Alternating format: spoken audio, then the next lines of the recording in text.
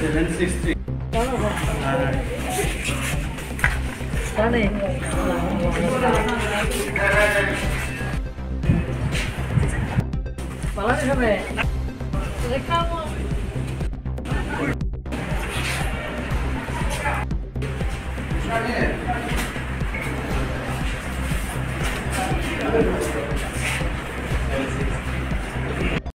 যদি আপনি আপনার একটা কিছু বলেন তাদের উদ্দেশ্যে সম্পর্কে না উদ্দেশ্যে আমি প্রথমে বলি যে একটু যদি আমরা স্টাডি করি, পড়াশোনা করে যদি রাজনীতি করি, আমি তাদের এই আতাতকে আমি নিজে ব্যক্তিগতভাবে এটাকে অন্য বিশালভাবে কিছু দেখছি না। কারণ আমি সবসময় বলি 100 সাল পেলে তো হামে তুমসে প্যার কা আজ কি হ্যাঁ কাল বিয়ে रहेगा। প্রথম প্রেমটা ছিল চোরি চোরি চুপকে চুপকে, এখন খুল্লম খুল্লা বিয়ে হয়ে গেছে। 2023-এও তো তাদের আতাত ছিল, 2023-এও আমাদের যে বিধানসভা নির্বাচনে সেটা তো তাদের আতাত ছিল। কি রেজাল্ট কি হয়েছে? কংগ্রেস হচ্ছে সিপিএম আর কংগ্রেস হচ্ছে বেতাল বিক্রম, মানে একটা কাঁধে একটা ভর করেছে। গোটা দেশে সিপিএম কংগ্রেসের কাঁধে বেতাল বিক্রমের মতো ভর করেছে। শুনি গোটা দেশ থেকে সিপিএম কংগ্রেসের অবস্থা খারাপ হয়েছে। আর ত্রিপুরা রাজ্যে কংগ্রেস সিপিএমের উপর ভর করেছে, তার জন্য আজকে সিপিএমের এই দুরবস্থা। তাদেরকে রিকভারি করা আমি বলবো অন্তরকে আগামী 10-15 বছর, লম্বা বলছি না, আগামী 10 বছর আমি তাদের রিকভারি করার কোনো ধরনের পরিকল্পনা তাদের কাছে আছে সেটা বোঝা যায় না। এবং দিল্লিতেও যারা কংগ্রেস এবং ইন্ডিয়া জোট, সেটা তাদের মধ্যে কোনো প্ল্যানিং করে অপোজিশনের বিরুদ্ধে, মানে সরকার পক্ষের বিরুদ্ধে কথা বলা, গঠনমূলক কথা বলা, এই ধরনের প্র্যাকটিস তাদের মধ্যে নেই। তারা শুধু নিজেদের রক্ষা করার জন্য কাজ করছেন। আর মোদিজির দেশকে বিশ্ব দরবারে তুলে নিয়ে যাওয়ার জন্য দেশের প্রত্যেকটা শ্রমিক সংগঠন হোক, মানুষ হোক, মহিলা হোক, যুবক হোক, আমাদের কৃষক হোক, তাদেরকে কীভাবে এগিয়ে নিয়ে যাবে। এবং এই বছর শ্রমিকের পর্যন্ত 11 নম্বর জায়গা আমরা অর্থনীতিতে ছিলাম, অর্থনীতিতে আমরা 11 নম্বর জায়গাতে ছিলাম।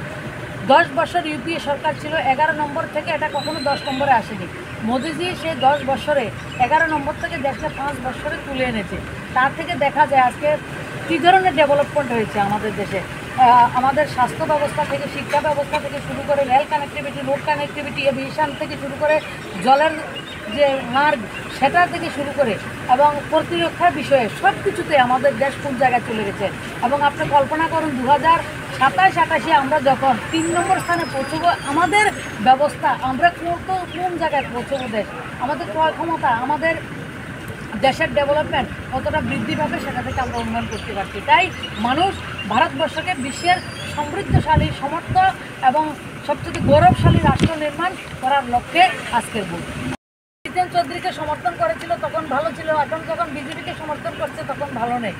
মানে আমার হলে ভালো, আমি না থাকলে ভালো না, এ হচ্ছে তাদের প্রক্রিয়া।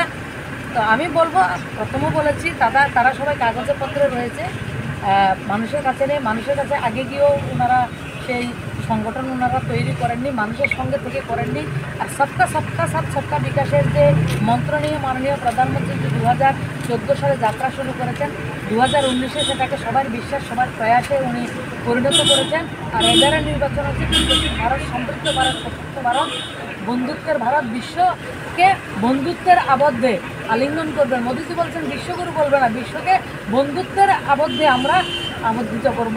আমরা তাদেরকে আলিঙ্গন করে জড়িয়ে ধরে বিশ্বের মধ্যে নিজের ভারতবর্ষের বন্ধুত্বকে আমরা প্রতিস্থাপন করব এবং বিশ্বের বড় জায়গা আমরা পৌঁছে যাবো। আপনারা দেখবেন পর্যন্ত 11 নম্বর জায়গা আমরা অর্থনীতিতে ছিলাম, অর্থনীতিতে আমরা 11 নম্বর জায়গাতে ছিলাম। 10 বছর ইউপিএ সরকার ছিল, 11 নম্বর থেকে এটা কখনো 10 নম্বরে আসেনি। মোদিজি সেই 10 বছরে 11 নম্বর থেকে দেশকে 5 বছরে তুলে এনেছে। তার থেকে দেখা যায় আজকে কী ধরনের ডেভেলপমেন্ট হয়েছে আমাদের দেশে। আমাদের স্বাস্থ্য ব্যবস্থা থেকে, শিক্ষা ব্যবস্থা থেকে শুরু করে, rail connectivity, road connectivity, aviation থেকে শুরু করে, জলের যে মার্গ সেটা থেকে শুরু করে, এবং প্রতিরক্ষার বিষয়ে সব কিছুতে আমাদের দেশ কোন জায়গায় চলে গেছে।